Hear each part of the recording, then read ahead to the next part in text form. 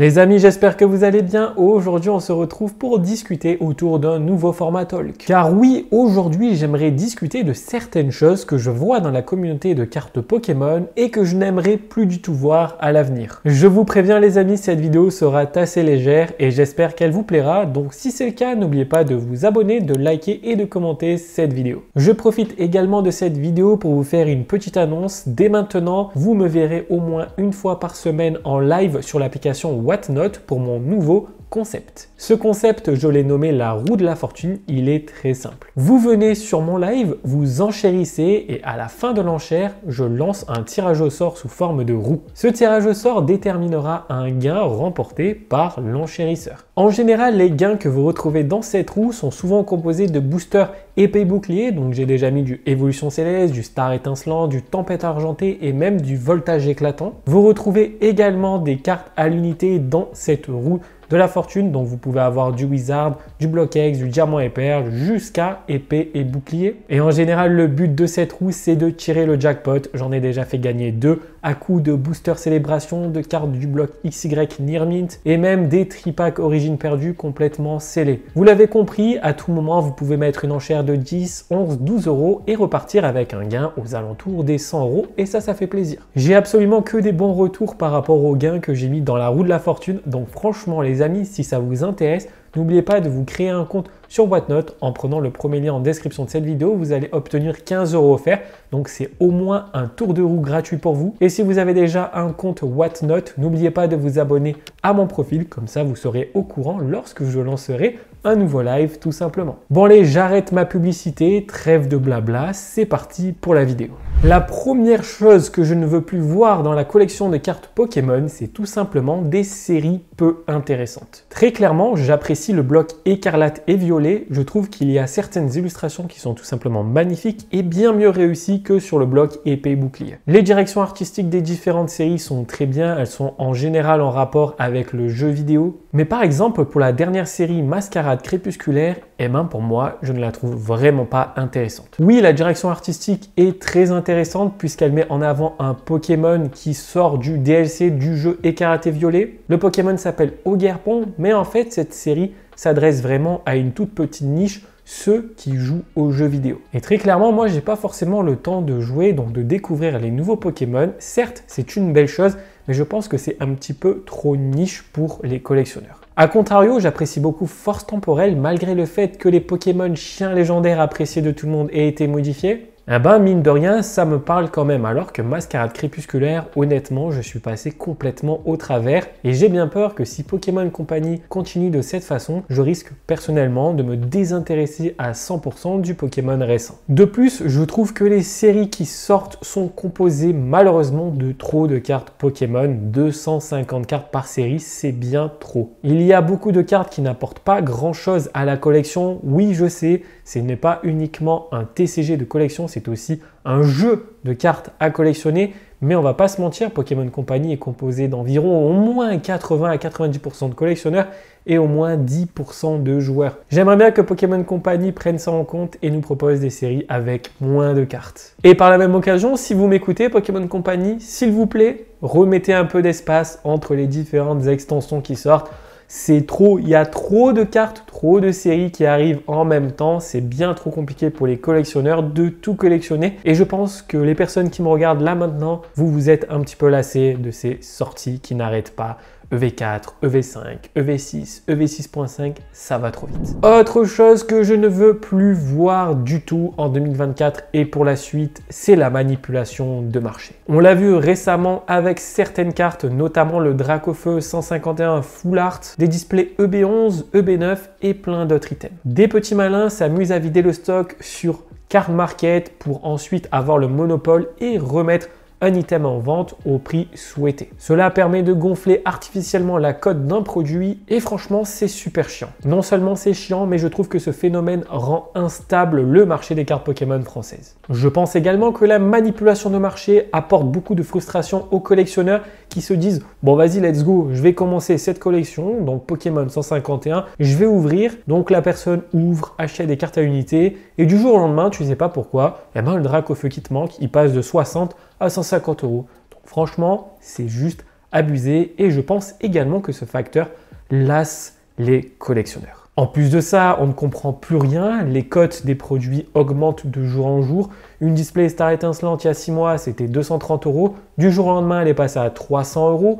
Pareil pour Origine perdue, malgré des restocks de produits comme des blisters et des tripacks, et ben les displays elles sont à 330, 350 €, mais pourquoi? Qui est pas ça? Et franchement, je trouve ça très relou, donc je sais pas ce que vous en pensez, dites-moi votre avis dans les commentaires. Un point très important qui doit absolument cesser, ce sont les arnaques. Bien entendu, c'est très utopique de dire ça, les arnaques existent depuis la nuit des temps, mais au moins cette vidéo me permettra de vous donner quelques conseils pour éviter de vous faire arnaquer. Premier point, et je serai intransigeant sur ça, toujours payer par PayPal entre biens et services lorsque vous ne connaissez pas le vendeur. Voilà, cherchez pas plus loin.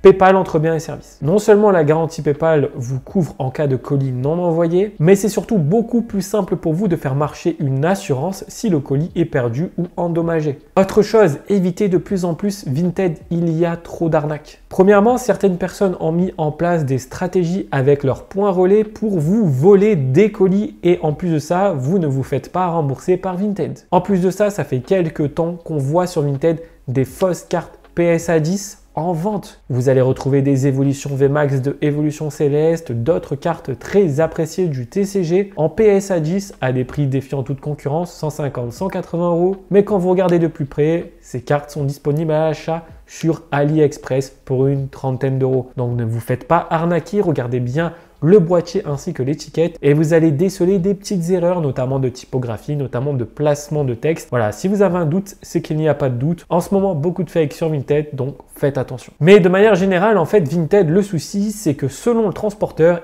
tu peux perdre ton colis trop facilement. Et pour contacter Vinted, les amis, c'est mission impossible. Autre chose avec Vinted, encore une fois, c'est que toi, tu vas envoyer 90 photos à quelqu'un d'une carte. La personne va dire « Ok, c'est bon, je te la prends », il la reçoit et va te dire « Ah non, mais c'est pas du tout l'état que j'ai commandé », va te renvoyer la carte et quand toi, tu découvres ton colis, tu te rends compte que cette personne l'a remplacé par une carte en moins bon état et là, mon pote, t'es complètement foutu. Donc oui, les arnaques prolifèrent en ce moment sur les différentes plateformes, mais pas que, aussi sur les groupes Facebook. Récemment, nous avons vu quelqu'un mettre en annonce des ETB célébrations à des prix encore une fois complètement abusés, 120, 130 €. Quand vous voyez une si belle affaire, c'est qu'il y a un problème les amis. Ça n'existe pas les bonnes affaires sur le Pokémon récent. Une ETB célébration ne sera jamais en vente à 120 € sur une plateforme ou sur un groupe. Ce n'est pas possible. Et j'en parle pas les amis de eBay. eBay c'est encore pire. Si vous voyez des profils avec 0 évaluation, partez direct. La personne va tenter de vous arnaquer ou alors elle ne va jamais envoyer le colis et vous allez avoir de l'argent mobilisé pour rien. Maintenant, en ce qui concerne l'achat directement, faites gaffe à qui vous achetez et surtout faites gaffe ce que vous achetez. Si vous voyez un booster du BlockX à 250 € sur Vinted, vous pouvez être sûr qu'il y a une anguille sous roche. Car oui, les boosters BlockX sont les boosters numéro 1 recollés, reconditionner, tout ce que vous voulez, c'est vraiment une pluie à arnaque. Donc là, pareil, si vous souhaitez vraiment acheter un objet vintage très particulier, je vous conseille d'aller contacter les personnes spécialisées.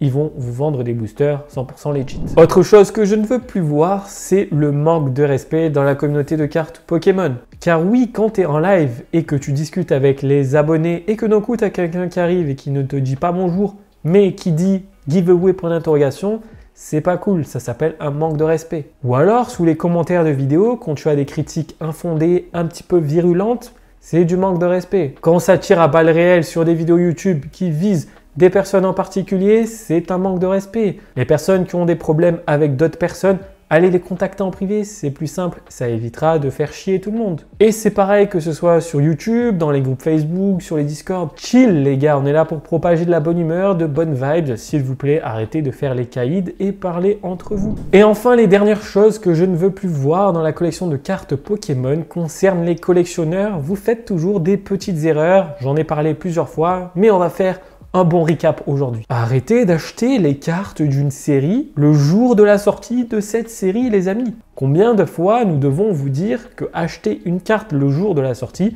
c'est le pire move que vous pouvez faire. Vous allez payer une carte 300 € qui dans 2 semaines sera à 150 €. Vous allez avoir les boules. Alors certes, Ces derniers temps, cela ne s'applique pas à toutes les séries, hein, très clairement. Les nouvelles séries Écarlate et Violet, voilà quoi, c'est pas incroyable. Mais en ce qui concernera les prochaines séries hype, s'il vous plaît, réfléchissez un petit peu, attendez, n'ayez pas de FOMO, tout va bien se passer. Tout va bien se passer puisqu'il y aura des milliers d'ouvertures sur le marché, donc des centaines de cartes sur le marché en vente sur les différentes plateformes.